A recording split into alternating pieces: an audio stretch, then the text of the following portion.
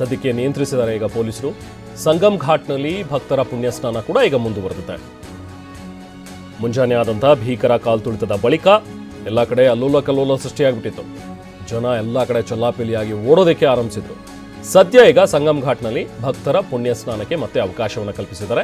ಈಗ ಮೊದಲು ಸಾಧು ಸಂತರ ಸ್ನಾನ ಆಗುತ್ತೆ, ಅದಾದ ನಂತರ ಭಕ್ತರ ಪುಣ್ಯ ಸ್ನಾನಕ್ಕೆ ಅವಕಾಶವನ್ನು ಮಾಡಿದ್ದಾರೆ. ನಮ್ಮ ಪ್ರತಿನಿಧಿ ಅನುಷಾ ಪ್ರಯಾಗ್ರಾಜ್ನಲ್ಲಿದ್ದಾರೆ. ಅಲ್ಲಿನ ಸಂಗಮ್ ಘಾಟ್ನಿಂದಲೇ ಒಂದು ಪ್ರತ್ಯಕ್ಷ ವರದಿ ನೀಡಿದ್ದಾರೆ, ಬನ್ನಿ ನೋಡೋಣ. 2025ರ ಮಹಾಕುಂಭ ನಡೀತಾ ಇರುವಂತಹ ಪುಣ್ಯಭೂಮಿ ಪ್ರಯಾಗ್ರಾಜ್ನ ತ್ರಿವೇಣಿ ಸಂಗಮ್ ಘಾಟ್ನಲ್ಲಿ ನಾನಿದ್ದೀನಿ. ನೀವು ನೋಡ್ತಾ ಇರ್ಬೋದು, ಇಲ್ಲಿ ಸಾಕಷ್ಟು ಜನ ಭಕ್ತಾದಿಗಳು ಈಗಾಗಲೇ ಬಂದು ಪುಣ್ಯ ಸ್ನಾನವನ್ನ ಮಾಡ್ತಾ ಇದ್ದಾರೆ.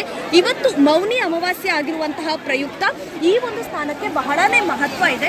ಬೆಳಿಗ್ಗೆ 3 ಗಂಟೆ ಸುಮಾರು ಬ್ರಹ್ಮಿ ಮುಹೂರ್ತದಲ್ಲೇ ಇಲ್ಲಿ ಶಾಹಿ ಸ್ನಾನಕ್ಕೆ ಸಾಧು ಸಂತರು ಬಂದು ಸ್ನಾನ ಮಾಡಬೇಕಾಗಿತ್ತು. ಸಾಕಷ್ಟು ಜನ ಭಕ್ತಾದಿಗಳಿಗೆ ಈಗಾಗಲೇ ತ್ರಿವೇಣಿ ಸಂಗಮ್ ಘಾಟ್ಗೆ ಬಂದು ಸ್ನಾನ ಮಾಡೋದಕ್ಕೆ ಅವಕಾಶವನ್ನ ಕೊಡಲಾಗಿದೆ. ಇನ್ನು ಇವತ್ತು ಬೆಳಿಗ್ಗೆವರೆಗೂ ಮೊದಲು ಸಾಧುಗಳು ಸ್ನಾನ ಮಾಡಿ ಆಮೇಲೆ ಸಾಮಾನ್ಯ ಜನರಿಗೆ ಅವಕಾಶ ಕೊಡಬೇಕಿತ್ತು. ಸಾಧುಗಳು ಕಾರಣದಿಂದ ಮಾಡೋದಕ್ಕೆ ಸಾಧ್ಯ ಆಗಲಿಲ್ಲ ಬೆಳಿಗ್ಗೆ ನಡೆದಿರುವಂತಹ ಒಂದು ಚಿಕ್ಕ ಅವಘಡದಿಂದ. ಆದರೆ ಈಗ ಇಲ್ಲಿ ಸಿಚುವೇಶನ್ ತುಂಬಾನೇ ಕಂಟ್ರೋಲ್ ಅಲ್ಲಿದೆ. ಈಗ ನಿರೀಕ್ಷೆಗಿಂತ ಕೂಡ ಹೆಚ್ಚಾಗಿ 10 ರಿಂದ 12 ಕೋಟಿವರೆಗೂ ಜನ ಬಂದಿರೋದು ರಿಪೋರ್ಟ್ ಆಗ್ತಾ ಇದೆ. ಆದರೂ ಕೂಡ ಎಲ್ಲ ಬಹಳ ಚೆನ್ನಾಗಿ ವ್ಯವಸ್ಥೆ ಮಾಡಿರೋದನ್ನ ನಾವು ಗಮನಿಸ್ತಾ ಇದ್ದೀವಿ. ಸಾಕಷ್ಟು ಜನಕ್ಕೆ ಇಲ್ಲಿ ಎಷ್ಟು ಜನ ಬಂದರೂ ಕೂಡ ಸಫಿಷಿಯೆಂಟ್ ಆಗಿ ಸ್ನಾನ ಮಾಡೋಕ್ಕಾಗಿರ್ಬೋದು, ಎಲ್ಲ ರೀತಿಯ ವ್ಯವಸ್ಥೆ ಇದೆ. ಸಾಕಷ್ಟು ಸಾಧು ಸಂತರು ಇಲ್ಲಿ ಏನು ಅಖಾಡಗಳನ್ನು ರೆಡಿ ಮಾಡಿದ್ದಾರೆ, ಅಲ್ಲಿಂದ ಬಂದು ಕೂಡ ಇಲ್ಲಿ ಸಾಕಷ್ಟು ಜನ ಸ್ನಾನವನ್ನ ಮಾಡ್ತಾ ಇದ್ದಾರೆ. ಸೊ ಇದು ತ್ರಿವೇಣಿ ಸಂಗಮ್ ಪ್ರಯಾಗ್ರಾಜ್ನಲ್ಲಿರುವಂಥ ತ್ರಿವೇಣಿ ಸಂಗಮ್ ಘಾಟ್ನ ದೃಶ್ಯಾವಳಿ.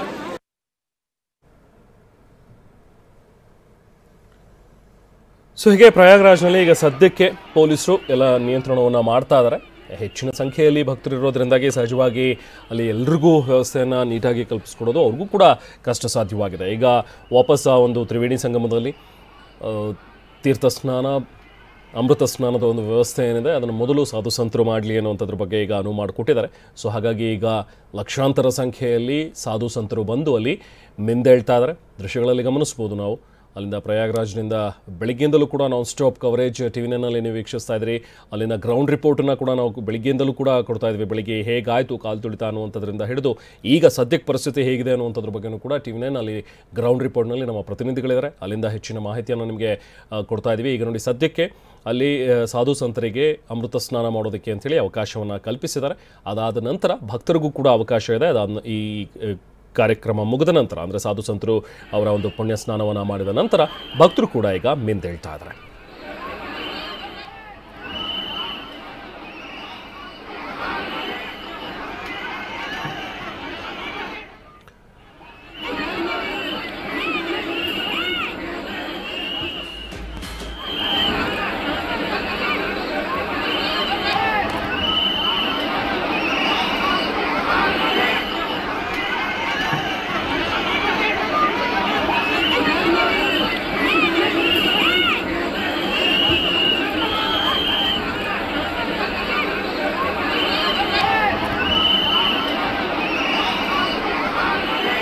ಉತ್ತರ ಪ್ರದೇಶದ ಪ್ರಯಾಗ್ರಾಜ್ನಲ್ಲಿ ತ್ರಿವೇಣಿ ಸಂಗಮದಲ್ಲಿ ನಡೀತಾ ಇರುವಂತಹ ಅಮೃತ ಸ್ನಾನ ಇವತ್ತು ಮಾಘ ಅಮಾವಾಸ್ಯೆ, ಮೌನಿ ಅಮಾವಾಸ್ಯೆಯ ಪ್ರಯುಕ್ತ ಒಂದು ಶುಭ ದಿನ ಇವತ್ತು.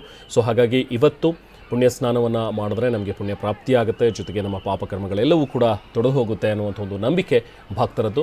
ಸೊ ಹಾಗಾಗಿ ಸಹಸ್ರ ಸಂಖ್ಯೆ ಮಾತ್ರ ಅಲ್ಲ, ಕೋಟ್ಯಾಂತರ ಸಂಖ್ಯೆಯಲ್ಲಿ ಭಕ್ತರು ಇಲ್ಲಿಗೆ ಆಗಮಿಸಿ ಈ ಅಮೃತ ಸ್ನಾನಕ್ಕೆ ಅಲ್ಲಿ ಮುಗಿಬಿದ್ದಿರುವಂಥ ಒಂದು ದೃಶ್ಯಗಳನ್ನು ನಾವು ನೋಡ್ತಾ ಇದ್ದೀವಿ. ನಾಗಾ ಸಾಧುಗಳು ಜೊತೆಗೆ ಬೇರೆ ಬೇರೆ ಸಾಧು ಸಂತರು ಎಲ್ಲರೂ ಕೂಡ ಪುಣ್ಯ ಸ್ನಾನವನ್ನು ಮಾಡ್ತಾ ಇದ್ದಾರೆ. ಅದಾದ ನಂತರ ಭಕ್ತರು ಕೂಡ ಈಗ ಅಮೃತ ಸ್ನಾನಕ್ಕೆ ಹೋಗ್ತಾ ಇದ್ದಾರೆ.